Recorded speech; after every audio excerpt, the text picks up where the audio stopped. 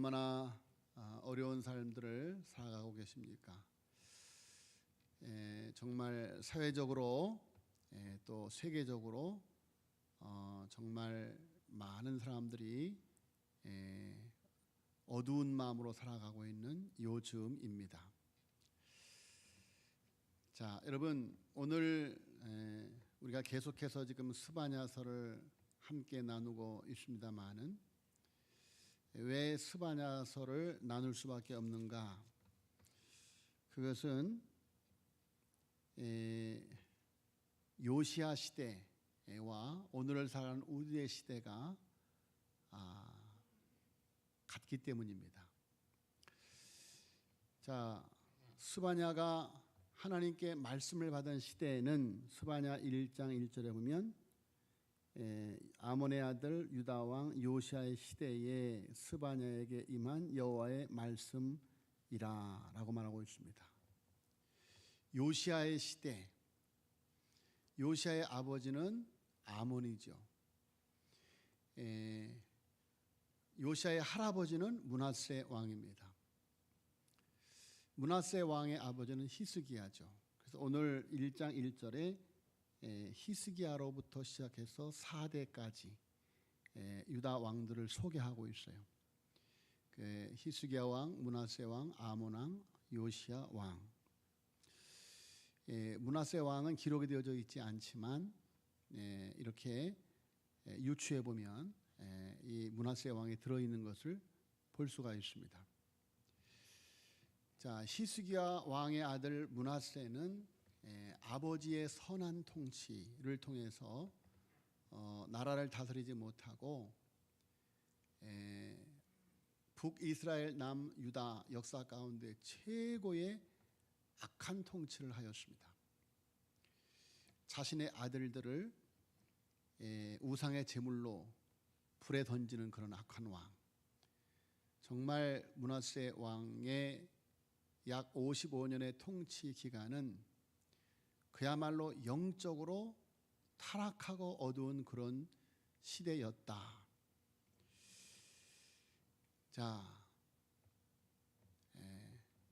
그렇게 어둡고 타락한 시대 가운데 하나님께서 스바냐를 보내셔서 하나님의 말씀을 주신 거예요. 스바냐가 전하는 하나님의 말씀은 그 시대가 심판을 받을 것이다.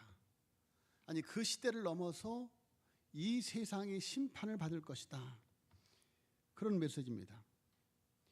그런데 그런 하나님의 무서운 심판이 임하기 전에 하나님은 이스라엘 백성들이 바벨로니아의 포로로 잡혀간 이후에 그들을 해방시켜서 예루살렘으로 돌아가게 하실 것을 계획하고 계시다라는 회복의 메시지를 함께 전하고 있는 거예요. 그러니까 오늘 본 말씀이 바로 이스라엘의 회복의 메시지, 희망의 메시지를 우리에게 보여주고 있다. 여러분, 지금 이 세상이 요시야 시대처럼 이렇게 참으로 어려운 시대를 살아가고 있지만 하나님께서 이 시대를 넘어서 우리에게 주시는 희망의 시대가 오고 있다. 치유의 시대가 오고 있다. 할렐루야. 자, 여러분, 그런데 이런 희망의 시대, 치유의 시대를 맞이하기 위해서 전제되어져야 될 것이 있다. 그것은 첫 번째로 심판의 희생 제사가 드려져야 한다. 자, 여러분, 성경 전체의 주제는 희생입니다. 스바냐서도 그 중심 주제가 희생입니다. 희생 없이는 정결을 얻지 못하고 정결함이 없다면 하나님 앞에 설 수 없고 하나님 앞에 설 수 없으면 회복이 없다. 그것이 바로 성경 전체의 메시지입니다. 그래서 여러분, 성경 전체를 통해서 보면 하나님의 희생의 제사가 제사가 드려지는데 구약 성경에는 동물의 희생, 그렇죠? 동물의 희생이 있습니다. 그런데 신약 성경에는 바로 그 동물의 희생이 어린 양 예수 그리스도의 희생을 예표하고 있다라고 말씀하고 있는 것을 볼 수가 있습니다. 그래서 성경 전체는 예수 그리스도의 희생의 제사를 보여주고 있어요. 희생의 제사. 자, 여러분, 이 하나님께서 이 죄악된 세상을 정결하게 하기 위해서, 이 죄악된 세상을 구원하기 위해서, 이 세상을 구원하고 정결하기 위해서 전제되어야 할 희생 제사가 있어야 한다라는 거예요. 그래서 피 흘림이 없은즉 사함이 없느니라 그랬어요. 피 흘림이 없은즉 사함이 없느니라. 자, 그래서 하나님께서 2절부터 6절까지 심판의 희생 제사를 우리에게 보여주고 있습니다. 그러니까 지금 스바냐가 선포하는 1장 2절로 6절까지 나타나는 온 우주 만물에 대한 심판, 그리고 이스라엘과 유다에 대한 심판이, 그 재앙이 희생 제사라는 거예요. 그 재앙이 희생 제사라는 거예요. 자, 여러분, 인간의 죄는 자신들 전부를 바칠 뿐만이 아니라 땅 위의 짐승들과 바다의 물고기, 하늘의 새도 함께 바쳐져야 할 정도로 도저히 정결해지지 못할 정도로 더러워졌다. 그래서 노아 시대의 전 인류의 심판의 희생은 바로 이 스바냐서에 나타나는 이 심판의 희생과 동일한 희생으로 바로 종말론적인 심판을 말하고 있습니다. 창세기 6장 5절로 7절의 말씀이 그대로 이 스바냐서에 있는 것을 볼 수가 있어요. 자, 보겠습니다. 창세기 6장 5절 시작. 여호와께서 사람의 죄악이 세상에 가득함과 그의 마음으로 생각하는 모든 계획이 항상 악할 뿐임을 보시고 땅 위에 사람 지으셨음을 한탄하사 마음에 근심하시고 이르시되 내가 창조한 사람을 내가 지면에서 쓸어버리되 사람으로부터 가축과 기는 것과 공중의 새까지 그리하리니 이는 내가 그것들을 지었음을 한탄함이니라 하시니라. 자, 오늘 2절에도 보세요. 스바냐 1장 2절 보세요. 한 장 넘기면 스바냐 1장 2절부터 3절까지 시작. 여호와께서 이르시되 내가 땅 위에서 모든 것을 진멸하리라. 내가 사람과 짐승을 진멸하고 공중의 새와 바다의 고기와 거치게 하는 것과 악인들을 아울러 진멸할 것이라. 내가 사람을 땅 위에서 멸절하리라.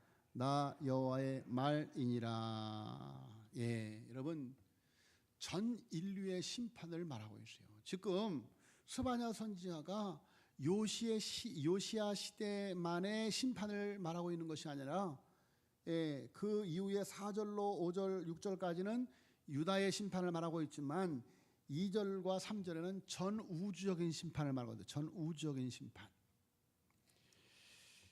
자, 여러분, 희생 없이는 정결을 얻지 못하고 정결함이 없다면 하나님 앞에 설 수가 없고 하나님 앞에 설 수 없으면 회복이 있을 수가 없다. 그러므로 하나님의 회복이 있기 전에 반드시 심판의 희생 제사가 드려져야 할 것이다 라고 선포하고 있는 거예요. 자, 그런데 이런 심판의 희생 제사가 드려질 때에 그 심판의 희생 제사를 이기게 하는 은혜의 희생 제사가 드려질 것이다 라고 말을 하고 있습니다. 은혜의 희생 제사. 자, 우리 9절, 우리 3장 9절 보세요. 3장 9절. 3장 9절부터 13절까지 읽겠습니다. 시작. 그때 내가 여러 백성의 입술을 깨끗하게 하여 그들이 다 여호와 이름을 부르며 한 가지로 나를 섬기게 하리니 내게 구하는 백성들 곧 내가 흩은 자의 딸이 구수 강 건너편에서부터 예물을 가지고 와서 내게 바칠지라. 그들이 내가 내게 범죄한 모든 행위로 말미암아 수치를 당하지 아니할 것은 그때 내가 내 가운데서 교만하여 자랑하는 자들을 제거하여 내가 나의 성산에서 다시는 교만하지 않게 할 것임이라. 내가 권고하고 가난한 백성을 내 가운데 남겨두리니 그들이 여호와의 이름을 의탁하여 보호를 받을지라. 이스라엘의 남은 자는 악을 행하지 아니하며 거짓을 말하지 아니하며 입에 거짓된 혀가 없으며 먹고 누울지라도 그들을 두렵게 할 자가 없으리라. 아멘. 네. 자, 여러분, 이사야 선지자부터 말라기 선지자까지 모든 선지자들은 심판이 있고 난 뒤에 남은 자가 있을 것을 예언하고 있습니다. 자, 그랬죠? 오늘 13절에 이스라엘의 남은 자는, 그래, 이스라엘의 남은 자. 이 재난의 시대에도 믿음을 지켜서 희생 제사를 드리는 남은 자들이 있다. 희생 제사. 자, 여러분, 이 재앙의 때, 재난의 때에 심판의 희생 제사가 드려질 때에 하나님의 남은 자들이, 하나님의 백성들이 하나님 앞에 희생 제사를 드린다.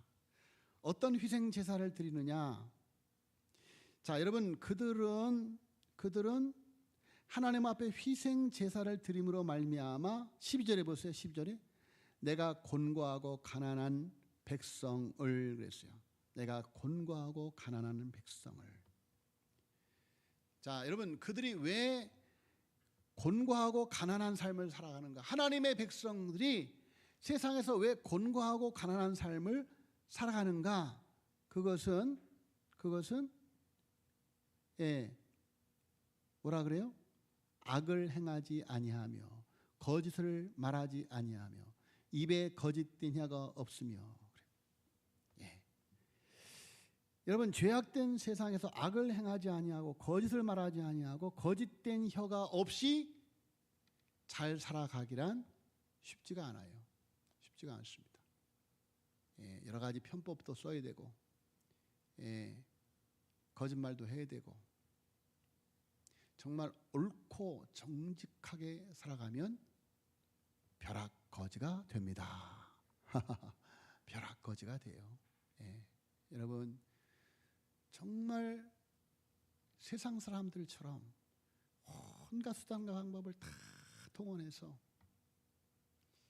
세속의 가치를 쫓아가지 아니하면 이 세상에서 곤고하고 가난한 삶을 살아갈 수밖에 없다. 그런 말이에요. 자, 여러분, 그런데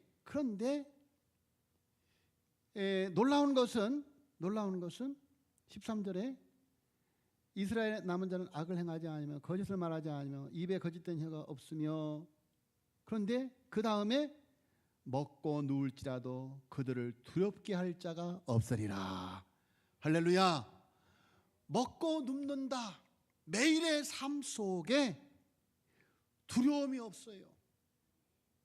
무화과 나무 잎이 마르고 포도 열매가 없으며 감람나무 열매 귀한건 송아지 없으고 난 여호와로 말미암아 즐거워하리라. 즐거워하리라.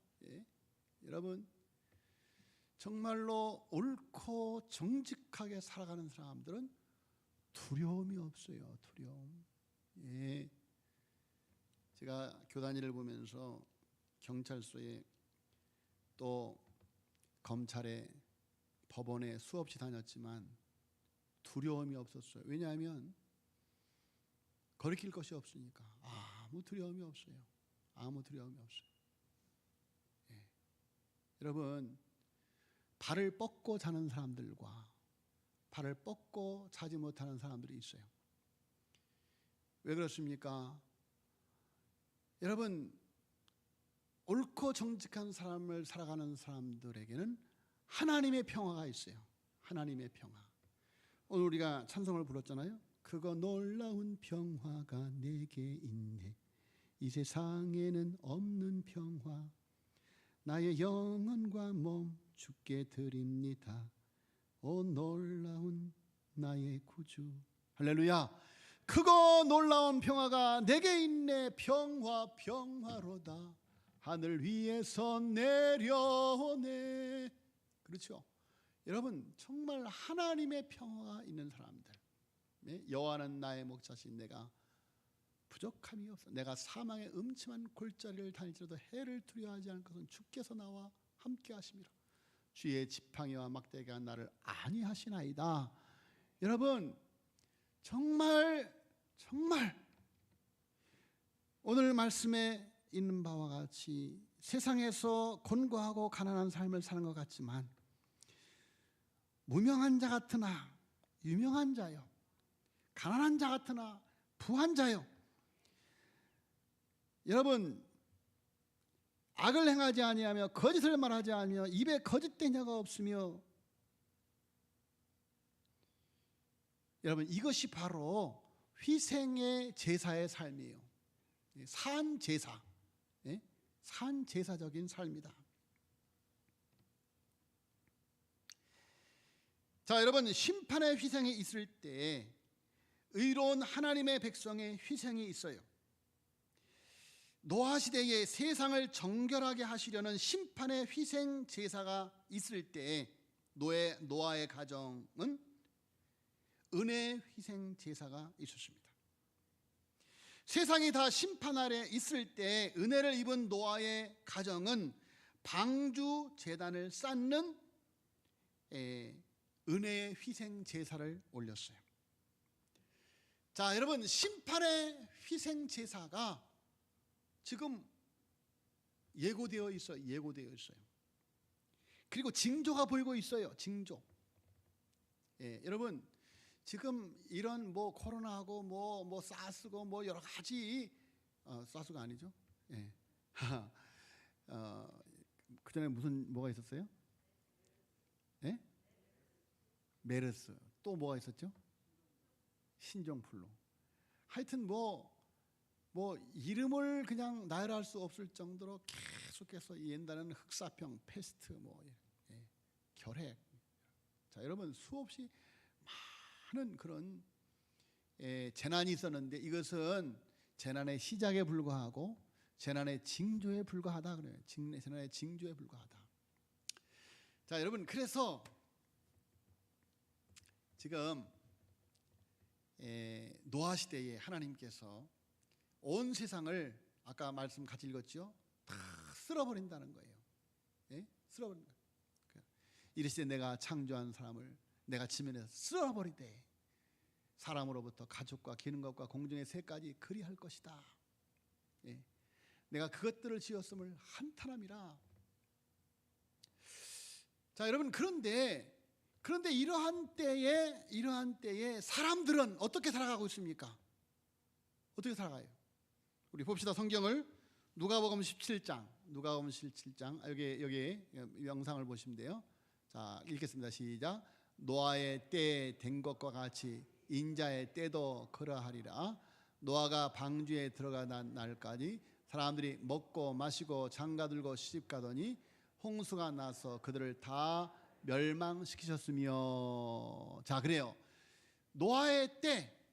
자, 여러분 지금 하나님의 이러한 쓸어버리는 심판이 심판의 희생 제사가 선포되어졌는데 사람들은 아무것도 몰라요. 그냥 먹고 마시고 장가들고 시집가는 거예요. 자, 노아의 때, 인자의 때, 또 28절 롯의 때.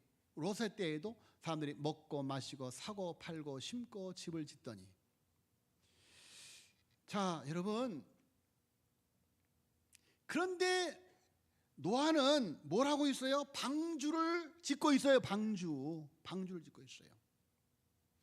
지금 방주를 짓는 일이 시급한 일도 아니고 생산적인 일도 아닌 것처럼 보여요. 왜? 저렇게 큰 배를 지을 필요가 뭐가 있나? 이렇게 큰 물이, 예? 이렇게 큰 비가 올 일이 뭐가 있나? 어?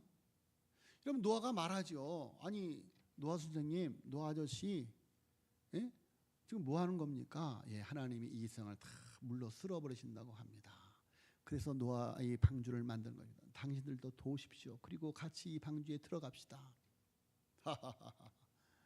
앞집에 박서방, 뒷집에 김서방 모두가 반대하여도 하나님 말씀대로만 짓겠습니다. 주일학교 찬송이 있어요.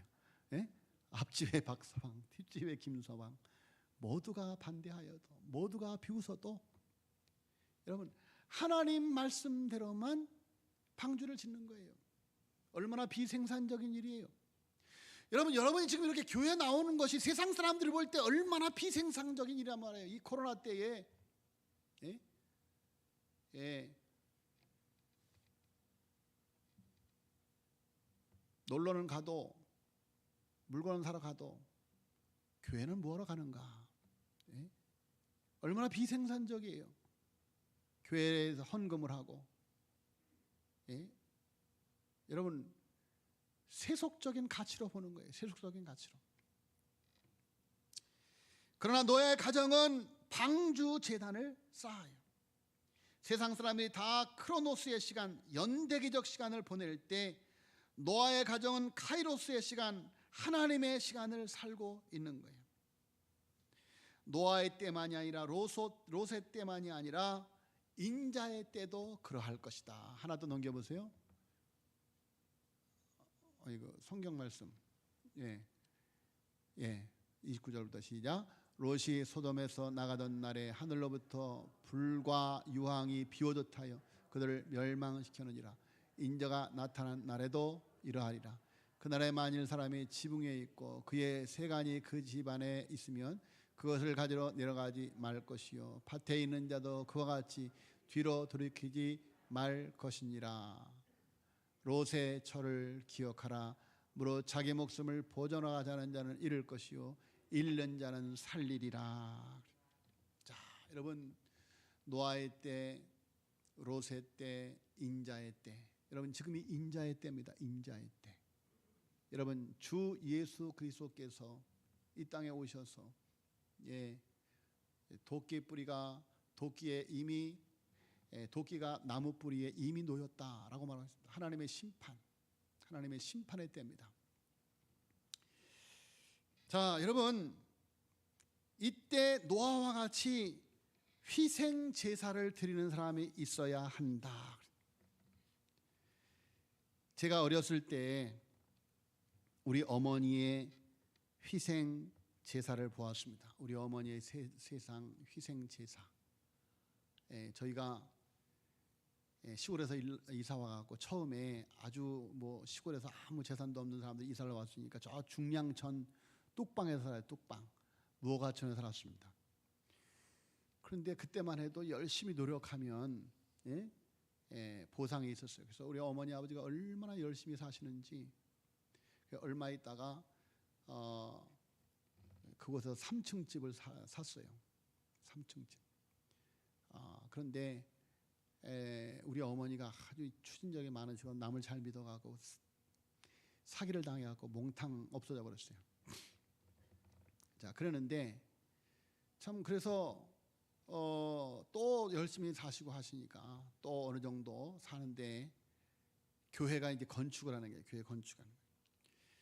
그래서 이제 거기 있는 무화과촌이 다 철거가 되어지니까 거기에 있는 교회, 우리 성은교회도 이제 거기서 나가서 교회를 건축을 해야 되는 거예요.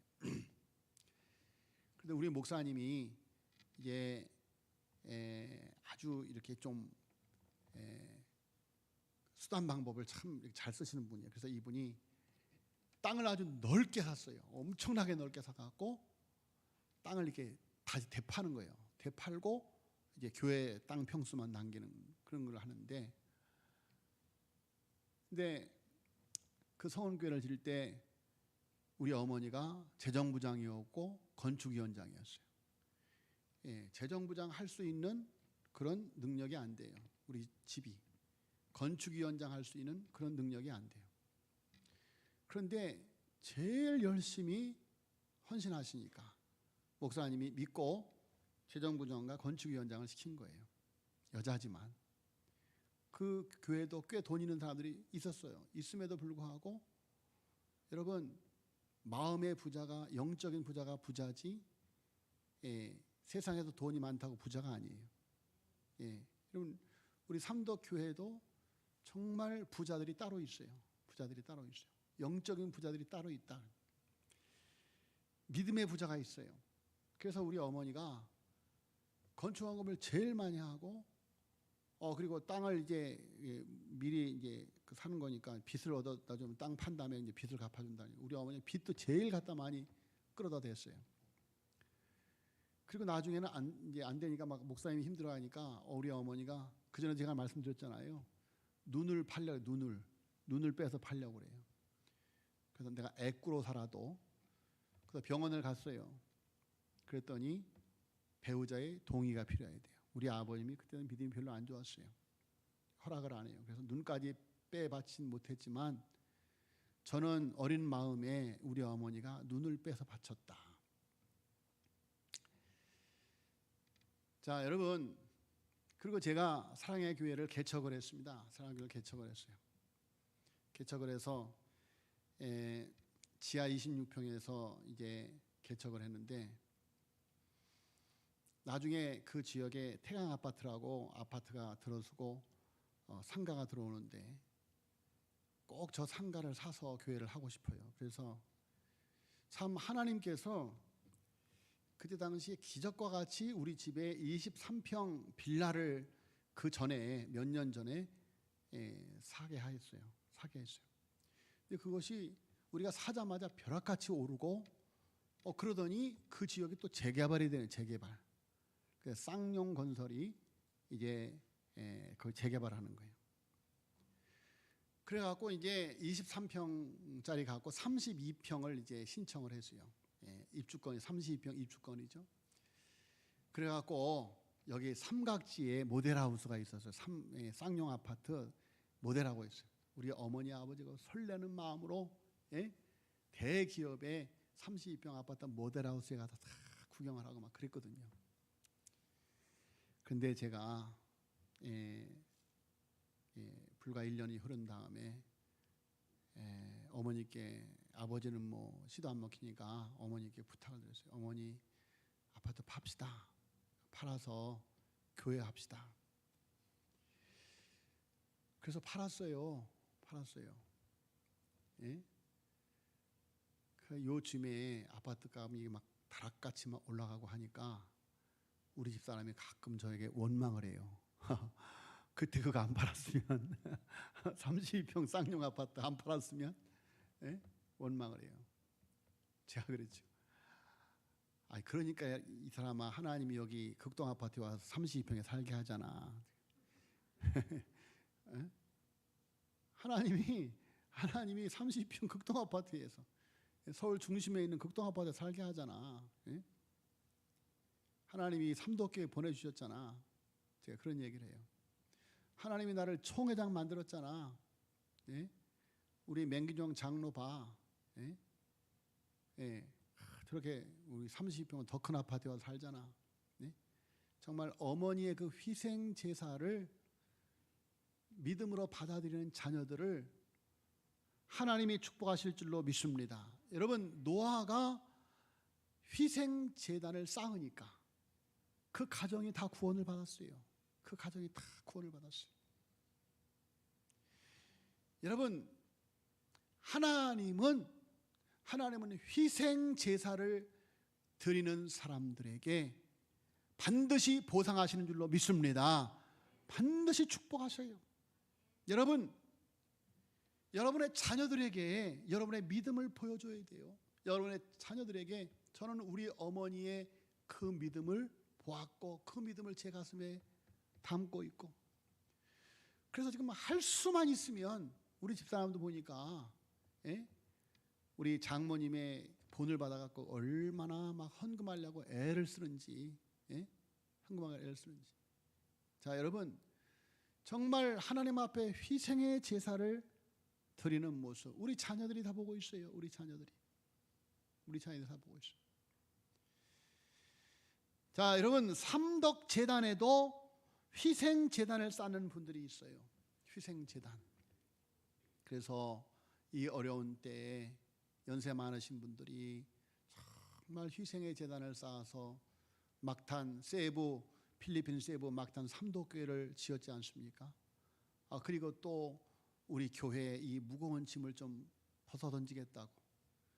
여러분, 그 무거운 짐을, 이 교회를 건축하고 무거운 짐을 진 그 이자가 건축비보다 지금 더 많이 들어갔어요. 이자가. 예? 그래서 이 권사님들이 봉헌 예배를 드리겠다고 해요. 봉헌 예배. 예? 그래서 여러분, 5년 전부터 적금을 들었어요. 적금을 들었어요. 지금 거의 1억이 모아졌대요. 1억. 거의 1억 가까이, 한 7천만 원이 모아졌대요. 예? 자, 여러분, 삼덕의 재단에 희생재단을 쌓는 분들이 있다. 희생재단을 쌓는 분들이 있다. 여러분, 저는 그분들의 자녀들이 그것을 보고 있다고 봐요. 예, 여러분, 그들의 자녀들의 가슴 속에, 제 가슴 속에 있는 우리 어머니의 희생 제사가 그들의 자녀들 가운데도 있어요. 여러분, 그들 가운데 하나님의 구원하심이, 그들 가운데 하나님의 역사하심이 나타나게 될 줄로 믿습니다. 자, 여러분, 희생 제사가 드려지는 날은 축제 날이라고 합니다. 오늘 14절로 20절 말씀을 통해서 보면, 자, 여러분, 우리가 알아야 될 것은 여호와의 희생 제사가 드려진 후에는, 여러분, 구약 성경에 희생의 제사를 드리고 난 후에는 반드시 그것을 함께 먹는 축제가 있었어요. 함께 먹는 축제.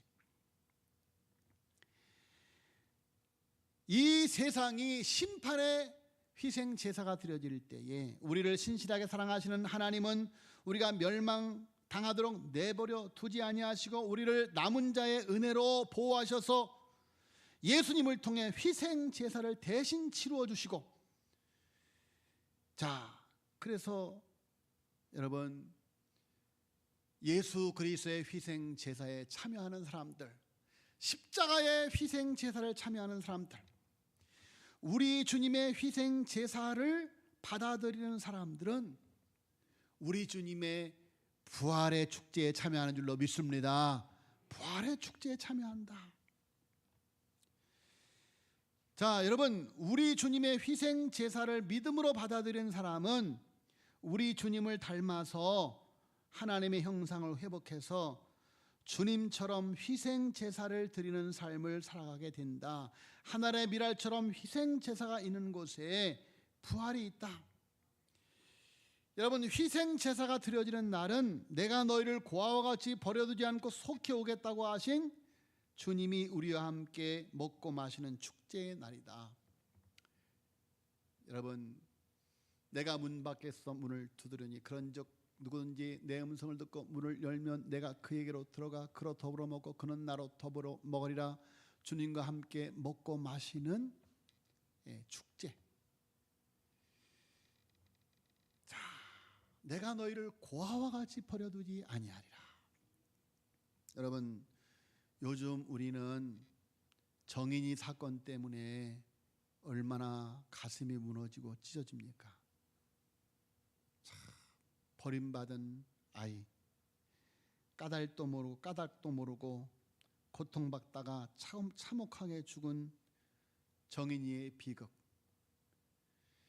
여러분, 왜 우리가 복음을 전해야 됩니까? 이 세상 사람들이 까닭도 모르고 재앙과 재난 가운데 죽어가고 있는데, 여러분, 내가 너희를 고아와 같이 버려두지 아니하고 속히 오리라 말씀하신 여러분, 임마누엘의 복음을 전해야 될 줄로 믿습니다.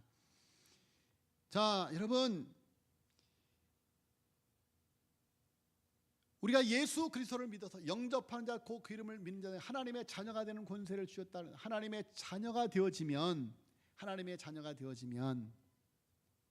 그때부터 우리는 하나님의 기쁨이 되는 거예요. 하나님의 기쁨. 희생 제사를 치루어 내어 얻은 자식. 어저께 안희영 목사님한테서 우리 5명 임원이 있는 카톡방에 한 사진이 올라왔어요. 우리 교단의 안희영 목사님하고 김성일 목사님이 지금 최고 이제 교단에서 이제 은퇴하지 않은 분 가운데는 이제 우리 안희영 목사님이 최고 어른인데, 김성일 목사님도 두 자녀가 아직 결혼을 못했어요. 그리고 안희영 목사님도 그랬는데 얼마 전에 딸이 시집을 갔거든요. 그런데 1년 전에 아기를 낳은 거예요. 그래서 아기 사진이 있다고 올라왔어요. 아기 사진이 저도 이제 우리 은주가 아기 낳고 나서 수아 그 사진을 그 카톡방에 저도 할아버지 됐습니다 하고 이제 자랑스럽게 올렸거든요. 그랬더니 제가 잘 그렇게 했어요. 그러니까 우리 저기 안영 목사님도 딱 또 올리셨더라고요.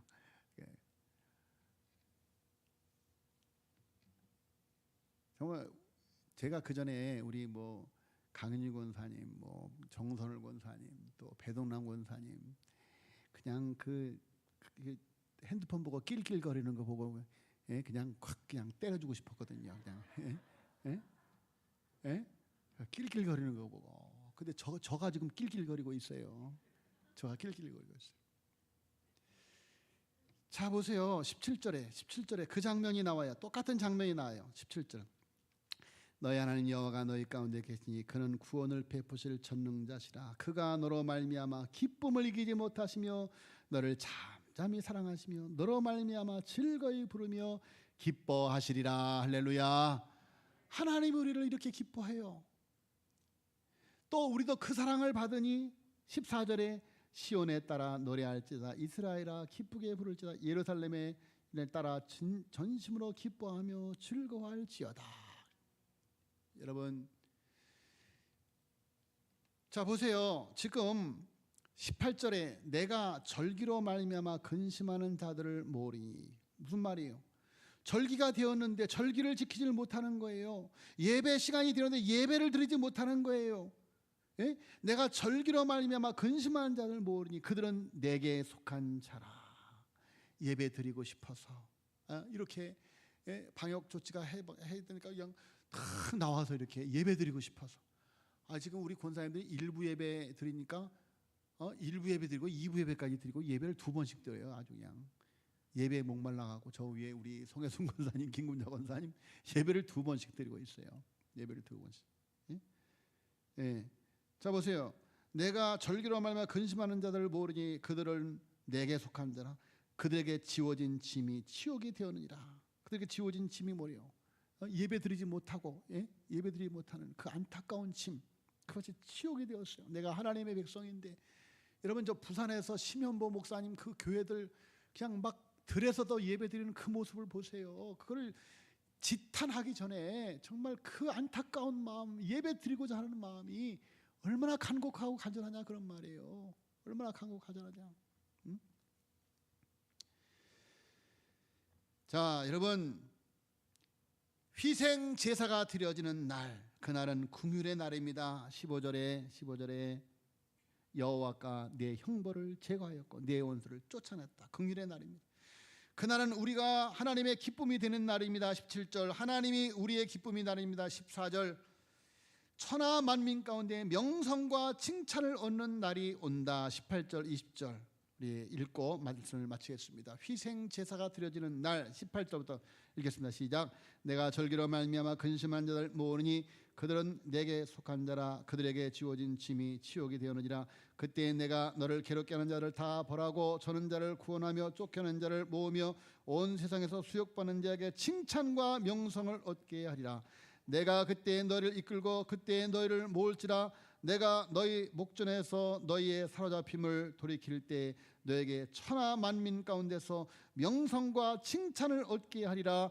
여호와의 말이라. 아멘. 하나님이 희생 제사를 드리는 날, 하나님이 우리를 천하 만민 가운데 명성과 칭찬을 받게 할 줄로 믿습니다. 초대교회 성도들의 그 명성과 칭찬이 하나님 희생 제사가 드려지는 이 삼덕교회에 있을 줄로 믿습니다.